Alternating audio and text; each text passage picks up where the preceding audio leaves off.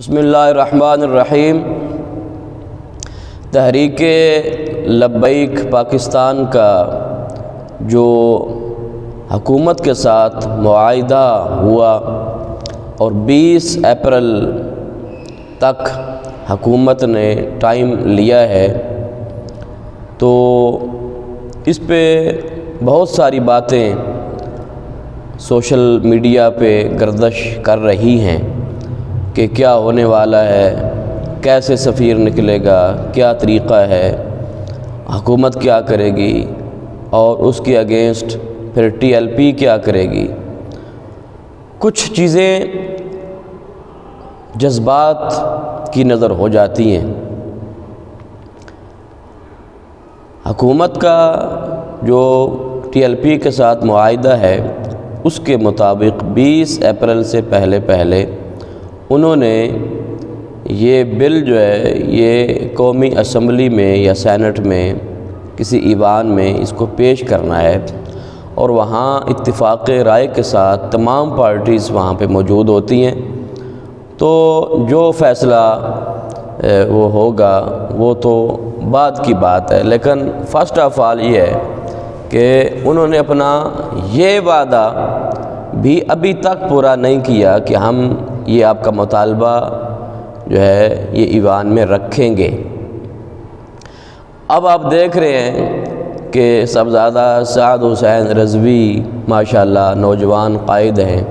اور ان کی طرف سے بھی مختلف قسم کے دبنگ قسم کے بیانات جو ہیں وہ بھی آ رہے ہیں۔ باقی بھی قائدین جو ہیں ان کی طرف سے بھی کچھ تحفظات کا اظہار کیا جا رہا ہے، کچھ آئندہ کا جو لائحہ عمل ہے کہ کیا صورتحال ہوگی اور اس کے صورتحال کے متعلق ہم نے اس کے ساتھ کیسے نپٹنا ہے۔ تو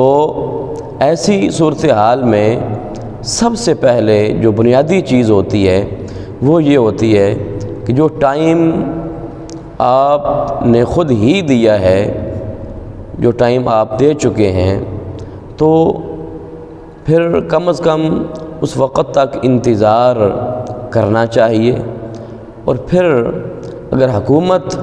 اپنا یہ وعدہ پورا نہیں کرتی تو اس کے بعد جو ہے پھر اگلا لائحہ عمل جو ہے وہ طے ہوتا ہے، اور پھر 20 اپریل جو ہے وہ بالکل رمضان شریف میں آ رہا ہے۔ پھر اس میں جو ہے آپ دیکھ رہے ہیں کہ موسم بھی جس طرف جا رہا ہے، تو ان ساری چیزوں کو دیکھنا چاہیے۔ یقیناً کچھ دوست میرے اس بات سے متفق نہیں ہوں گے، لیکن رمضان المبارک کے روزے رکھنا، ان کا اہتمام کرنا، رمضان المبارک کا احترام کرنا، یہ فرض ہے روزہ۔ یہ بات بھی بجا ہے کہ تحفظ ناموس رسالت کے لیے آواز اٹھانا یا اقدام کرنا، یہ بھی ہم مسلمانوں کی ایک ذمہ داری ہے، ہمارے اوپر ایک فرض کی حیثیت رکھتا ہے۔